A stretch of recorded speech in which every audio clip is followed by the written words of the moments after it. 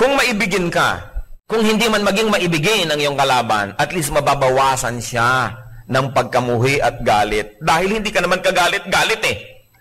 Kaya, ang mahalaga, love. Because love can conquer.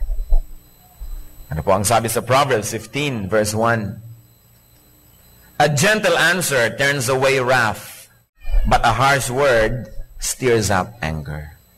Merong tao galit na galit sa'yo, ikaw talaga, bakit yan yung ginawa mo? Hindi mo na alam. Oo nga eh, kasi hindi ako marunong.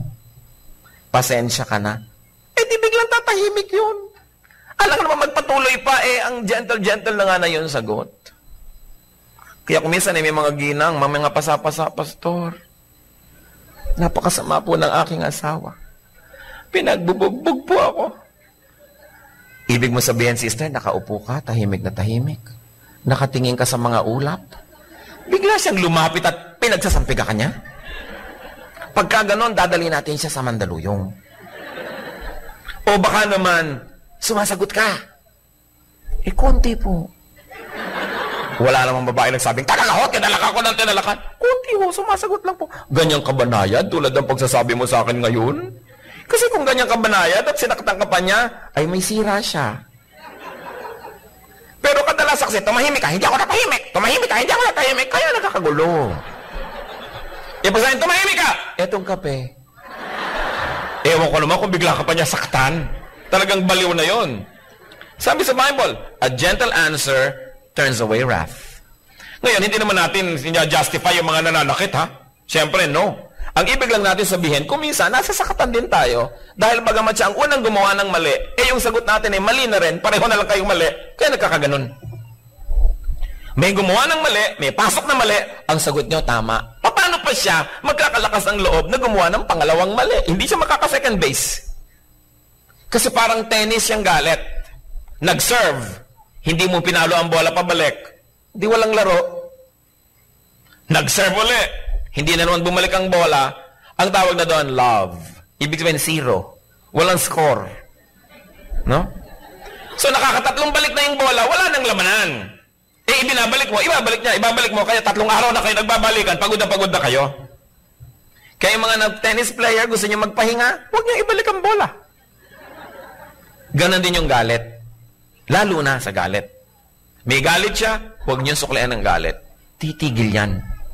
Kasi apoy man at huwag niyong gatungan, eh nauubos. Hindi ba't kaya lumalaki yung apoy? Kasi tatapunan mo pa ng mga lalong nagsisiklab. Hindi matapos-tapos. Ganyan din yung hindi mo ko kinausap, hindi kita kakausapin. Hindi mo ko kinakausap, hindi kita kakausapin. Hindi mo na malaman kung sino nag-umpisa noon. At mahalaga pa ba kung sino nag-umpisa? Sa palagay niyo ba kung ang kapwa siya ang nag-umpisa ng mali? Justified na kayo naman yung huling gumawa ng mali? Hindi na mahalaga kung sinong una at sinong huli. Pareho lang kayo mali. So, we conquer. Because love should conquer. Romans 12:21. Do not be overcome by evil, but overcome evil with good. Overcome evil with good. Sinigawan ka, hindi palakasan ang sigaw. Ang sagot mo mahina. Paano pa sisigaw uli?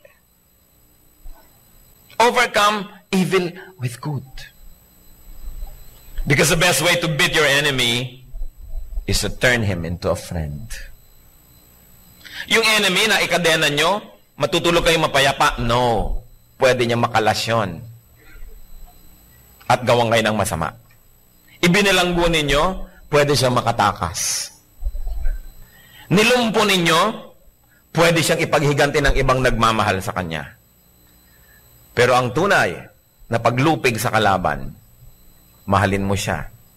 At pag minahal ka na niya in return, yun ang tunay na victory. Yung kamay niya, hindi na niya gagamitin para ka hampasin, gagamitin na niya para ka i-foot therapy. Yung kotse niya, pag dumadaan siya at naglalakad ka, hindi ka niya nasasagasaan, kundi hihinto siya at isasakay ka. Yung mga resources niya, hindi niya gagamitin para gawan ka ng masama, kundi ipangtutulong sa'yo. It is really love that wins. And the best way to beat your enemy is to turn him into a friend.